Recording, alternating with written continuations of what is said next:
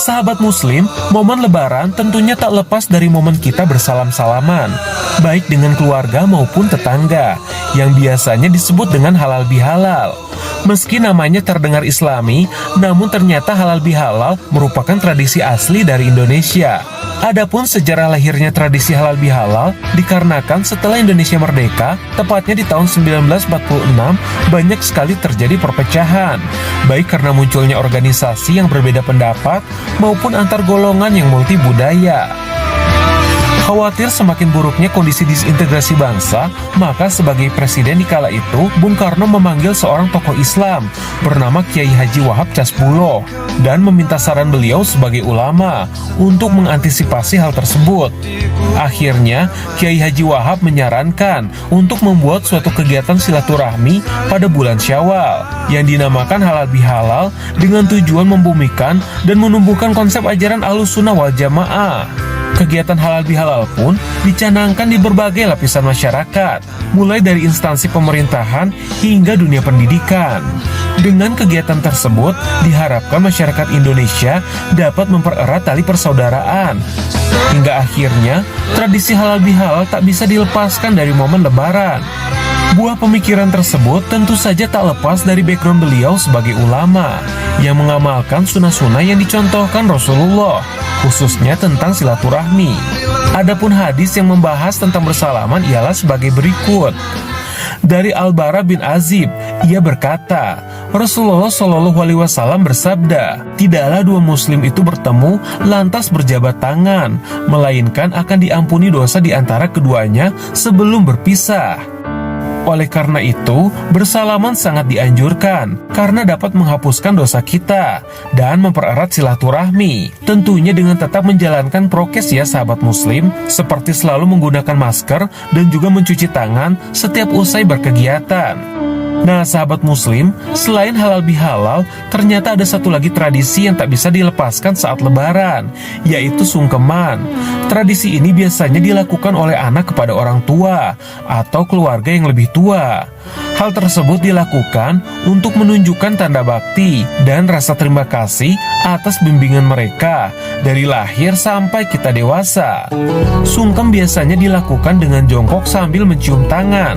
Namun sebagian kalangan menganggap bahwa tradisi tersebut dilarang dan tidak sejalan dengan ajaran Rasulullah.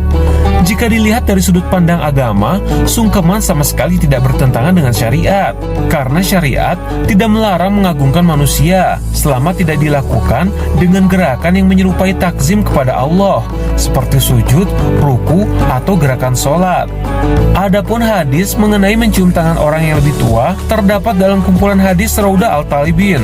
Tidak makruh mencium tangan karena kezuhudan, keilmuan, dan faktor usia yang lebih tua. Bahkan sebagian wujud takzim kepada orang yang lebih tua, hukumnya adalah sunnah.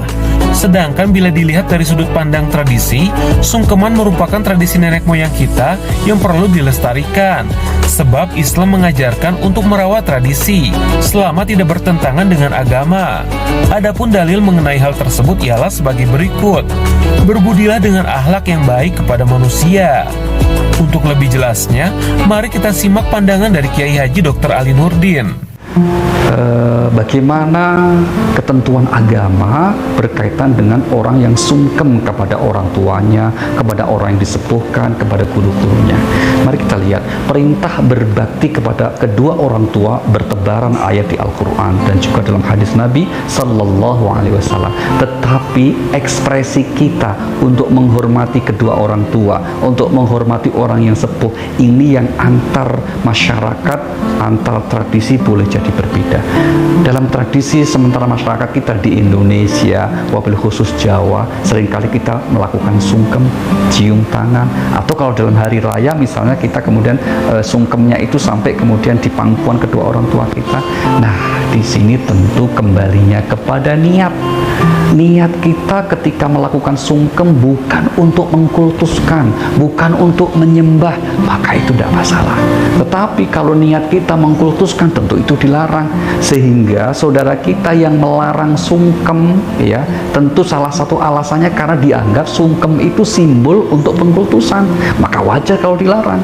Tapi kalau sungkem itu sebagai simbol kita menghormati, memuliakan, karena memang mereka layak untuk dihormati dan memuliakannya adalah juga bagian dari perintah agama, maka tidak salah.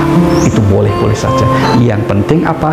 Jangan sampai bersikap melampaui batas. Contoh misalnya, di antara mereka melampaui batas itu apa? Karena kita disuruh berbakti ke ibu, sampai kemudian ada orang yang kemudian, mohon maaf, dicuci kaki ibunya, bekas air cuciannya itu diminum. Ada yang begitu. Nah, ini tentu satu sikap yang melampaui batas. Bukan masalah boleh enggaknya, enggak sehat itu air. Kan itu kan, sehingga agama mengajarkan apa? Kebersihan, mengajarkan kebaikan. Tetapi ingat, memang ridho Allah tergantung ridho kedua orang tua kita. Maka dengan ekspresi yang manapun kita pilih, silahkan. Yang penting niat kita tulus untuk berbakti kepada kedua orang tua kita, wabil khusus ibu kita. Karena sampai Nabi mengatakan ketika ditanya, siapa yang harus kita berbakti? Nabi katakan, ibumu, ibumu, ibumu, dan juga ayahmu. Wassalamualaikum.